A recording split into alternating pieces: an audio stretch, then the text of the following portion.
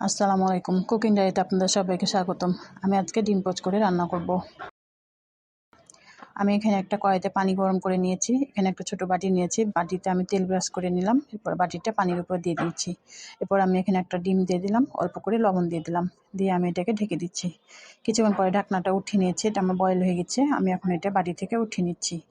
আমি এভাবে 4টা ডিম পোচ করে নিয়েছি। এরপর আমি এখানে কড়াইতে তেল দিয়ে নিয়েছি, পেঁয়াজ কুচি দিয়ে দিলাম। পেঁয়াজ কুচিটাকে বাদামি কালার করে ভেজে নিচ্ছি। পেঁয়াজটা আমার ভেজে নেওয়া হয়ে গেছে। আমি এখন আদা রসুন বাটা দিয়ে দিলাম, দিয়ে কিছুক্ষণ নাড়াচাড়া করে নিয়েছি যাতে করে আদা রসুনের গন্ধটা চলে যায়। এরপরে দিয়ে দিচ্ছি মশলা, লবণ, হলুদ গুঁড়া, মরিচ গুঁড়া, জিরে গুঁড়া, ধনিয়া গুঁড়া। এরপরে কিছুক্ষণ ভেজে নিয়ে টমেটো দিয়ে দিলাম। টমেটোটা দিয়ে কিছুক্ষণ নাড়াচাড়া করে নিচ্ছি। নাড়াচাড়া করে নেওয়ার পরে আমি এখানে অল্প পানি দিয়ে দিলাম, দিয়ে কিছুক্ষণ নেড়ে চেড়ে নিচ্ছি। এরপরে 2টা তেজপাতা, 2টা দারচিনি, 2টা এলাচ দিয়ে দিলাম। আগে দিতে ভুলে গেছিলাম, তাই পরে দিয়ে দিলাম।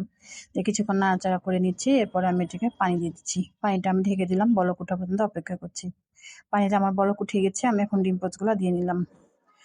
এভাবে একবার ডিমটা রান্না করে খাবেন, খেতে কিন্তু অসম্ভব মজার হয়ে থাকে।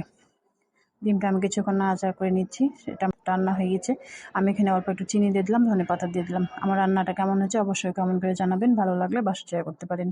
এটা আমার রান্না হয়ে গেছে। আমি এখন এটাকে নাড়াচাড়া করে নিয়ে উঠিয়ে নিচ্ছি। তো সবাই ভালো থাকেন। আগামী পর্বে আবার দেখা হবে।